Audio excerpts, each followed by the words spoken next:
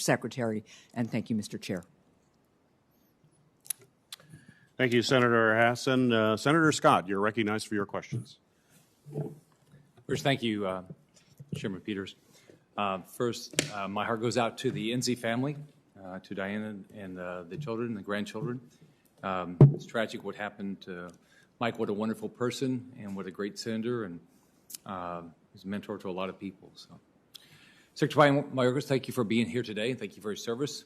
The first thing I'd like to say is I'm really surprised and actually disappointed that you've not been more vocal about what's going on in Cuba.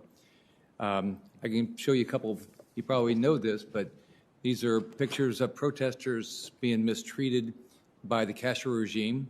We know that over 500 dissidents have been detained and they're being tortured. I met with one of the families yesterday, and I think you have a role as Secretary of DHS to be more vocal on this, and I'm disappointed you haven't. The Biden administration has blamed root causes like poverty, violence, and climate change in Central America for the border crisis. You said in a statement released by DHS March 16th regarding the situation at the southwest border that the United States needs an all-of-government effort to not only address the current situation on our southwest border, but to institute longer-term solutions to irregular migration from countries in our hemisphere that are suffering worsening conditions. On May 7th, you went to Donna, Texas, where you said we must secure the southwest border by addressing the root causes of migration. Then you were here on May 13th, and you said the most sustainable solutions to our challenge at the border include addressing the root causes that drive people to migrate in the first place. Root causes, I think we can all agree, refer to instability in Latin America and the dangerous and ruthless dictatorships that perpetuate oppression and force their citizens to flee in search of a better life. If we think about root causes, we have to also talk about Cuba. Cuba is the root of instability in Latin America. According to Southcom, the three nations most receptive to malign influence that open the door to bad actors in the Western Hemisphere are Cuba, Venezuela, and Nicaragua. On May 21st, Secretary Blinken renewed a Trump administration decision classifying Cuba as a country that is failing to cooperate with U.S. anti-terrorism efforts, certifying it a state sponsor of terrorism. The Biden administration could not tackle the root causes of instability and violence in our hemisphere by neglecting the real threats of regimes like in communist Cuba. Cuba props up other anti-democratic regimes like Ortega's Nicaragua and Maduro's narco state of Venezuela that incite disorder, instability, corruption, and unrest across the region. Cuba supports drug and weapons trafficking and transnational criminal organizations. Totalitarian dictatorships like these in our backyard only multiply our regional security challenges and hinder any change toward democracy. Communist Cuba is a threat to our national security and a horrible human rights violator. The Cuban people are suffering. I've talked to families all across Florida. They're talking about the atrocities that are happening to peaceful protesters. Their children are being taken to serve in the military. And I know dissidents and their families, and these dissidents have been arrested and detained, and they know they're being tortured, but they have no idea where they are. I met with Jose Daniel Ferrer's brother, sister, and daughter yesterday, and they have no idea what's happening to him right now. So first, Secretary Mayorkas, do you agree that the illegitimate communist regime in Cuba is a major cause of the instability in Latin America, helps drive the violence and illegal activity that causes these families to flee their countries, and is a threat to our U.S. national security? Senator, as you'll be able to hear, there's a fire alarm in the Department of Homeland Security's building in which I am currently resident. I did hear your question. I hope you can hear what I am saying, and then I will need to step out for a minute, and I'm very, very sorry for that. I will take to heart your comment that I need to be more vocal about what is going on in Cuba. I did speak publicly about that, and of course, our president, our Secretary of State, the president's national security advisor, has spoken very powerfully on this subject as well. It is something of tremendous personal importance to me.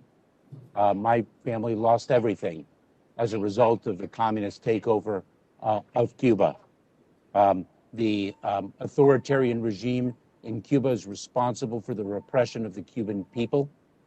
and we stand with the Cuban people. I'm afraid I'm going to have to step out, and I will return as quickly as I possibly can. I'm so very sorry.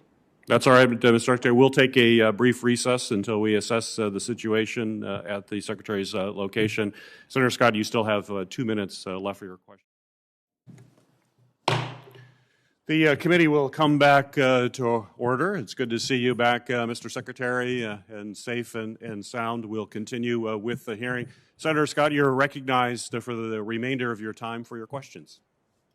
Mr. Chairman and Senator Scott, if I may say one thing very briefly without imposing upon the senator's time, because I'm not sure whether what I articulated came through during the fire alarm, and I apologize for the interruption to this hearing. Senator Scott, first, I appreciate your defense of the Cuban people and your articulation of that so powerfully and consistently. Secondly, I will take stock of what you said, urging me to be even more vocal about the situation in Cuba. As you know, this is something profoundly personal to me. I was born in Cuba, and my parents brought me here as refugees, fleeing the communist takeover of Cuba. And my father lost his business, the place of his birth, where he thought he would raise his family, even the opportunity to lay his mother to rest. I join you condemning the authoritarian regime in Cuba and its repression of the people of Cuba. And I echo yours and the President's and our Secretary of State's and the President's National Security Advisor's condemnation of the actions of the authoritarian regime in Cuba. And we stand very strongly with the people of Cuba. And the measures this administration has taken powerfully evidence that. Thank you, Secretary. Do you believe the administration is doing enough to focus on? I mean, Cuba's the root cause of all the problems. You can look at this. Look at the problems. You know, Maduro's completely supported by the Castro regime. Ortega's completely supported by the Castro regime, and so a lot of the problems we're seeing down there is caused by Cuba, and I just don't see that the administration is doing enough to say this is the root cause of the problem. Let's figure out how to stop this. Senator, I think the sanctions that were recently imposed are a strong measure, and we are, of course, across the administration monitoring the situation in Cuba, and we'll take the measures that our foreign policy and are led by our president think most prudent in the interest of the American people and in defense of the Cuban people. Thank you, sir. So, yeah, as you know, in the past, what Cuba's done is to release the pressure. They've allowed people to leave. How will the Biden administration deal with a mass deportation by the Castro regime?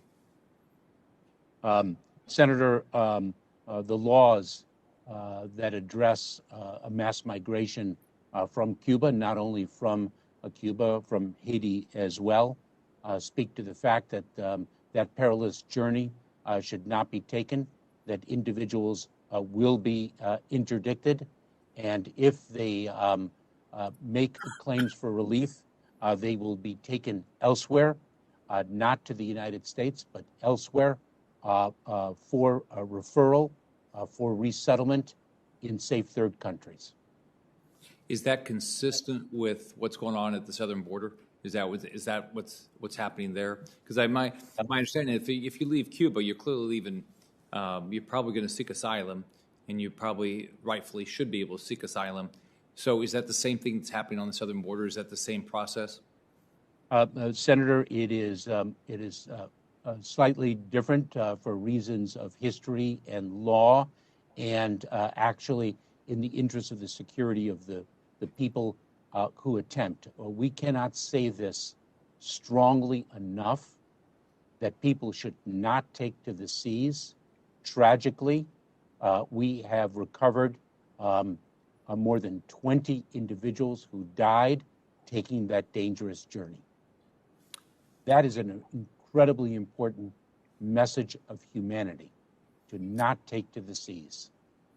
I think this is a historic time, and I hope the Biden administration will be more aggressive. I hope in your role as Secretary of Homeland Security, you will be more aggressive. This is our opportunity to stop the Cuban regime and do so much to create stability in Latin America. And so I hope you and the Biden administration will do everything you can to stop the Castro regime right now. The Cuban people have risen up. We've got to do everything we can to help them. We've got to get internet back on. We've got to speak about it. We've got to talk about the atrocities. And if we do, I believe we're going to see democracy and freedom in Cuba. Thank you. Thank you, Senator Scott. Senator Rosen, you are recognized for your question.